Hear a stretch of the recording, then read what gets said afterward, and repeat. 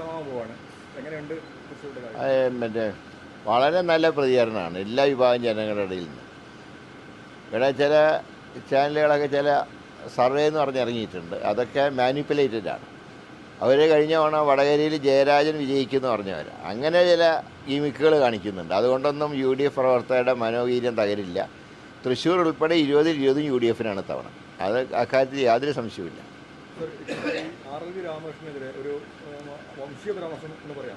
ഞാൻ അത്ഭുതപ്പെട്ടു പോയി. കേരളത്തിൽ ഇങ്ങനത്തെ മനസ്സിലുള്ളവരുണ്ടോ? സത്യഭാമയെ പോലുള്ള ഒരു കലാകാരിയുടെ മനസ്സ് ഇത്ര വികൃതമാണ് എന്ന് ഇപ്പോഴാണ് അറിയുന്നത്. അപ്പോൾ ഇങ്ങനെ വികൃതമായിട്ടുള്ള മനസ്സ് കേരളത്തിലൊരിക്കലും വിലപ്പോവില്ല എന്ന് തെളിയിക്കാൻ നമുക്ക് കഴിയണം. അതിനെല്ലാവരും ഒറ്റക്കെട്ടായി ഇതുപോലുള്ള വംശീയ പരാമർശങ്ങളെ ശക്തമായിട്ട് എതിർത്ത് തോൽപ്പിക്കേണ്ടതാണ്. ഇതിൽ ഒരു സംഘപരിവാറിൻ്റെ അജണ്ട ഇതിലൊക്കെ കാണാൻ കഴിയുന്നുണ്ട്. അല്ലാതെ കുടുംബക്ഷേത്രത്തിൽ നൃത്തത്തിന് ക്ഷണിച്ചത് കൊണ്ടൊന്നും BJPയുടെ ഈ പാവക്കറ കളയാൻ കഴിയില്ല. ഇന്ന് ഉല്ലൂർ നിയോജകമണ്ഡലത്തിൻ്റെ വിവിധ ഭാഗങ്ങളാണ്. അത് വളരെ തെറ്റായിട്ടുള്ള സമീപനമാണ് ED സ്വീകരിക്കുന്നത്.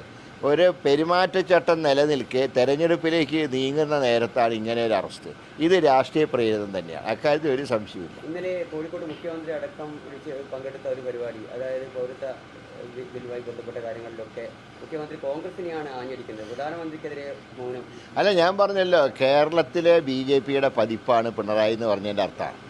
ഒരു യോഗത്തിൽ പോലും മോഡിയെക്കുറിച്ചൊന്നും പറയുന്നില്ല. രാഹുൽ ഗാന്ധിയെ മാത്രം വിമർശിക്കുന്ന ഈ സംഘപരിവാർ മനസ്സിലുള്ള മുഖ്യമന്ത്രി, അദ്ദേഹം പോളിറ്റ് ബ്യൂറോ അംഗമാണല്ലോ. രാജസ്ഥാനിൽ കോൺഗ്രസിൻ്റെ ഔദാര്യത്തിൽ മത്സരിക്കുന്ന പാർട്ടിയുടെ കേരളത്തിലെ ജൽപ്പനങ്ങൾ ആരും മുഖവിലേക്ക് എടുക്കില്ല.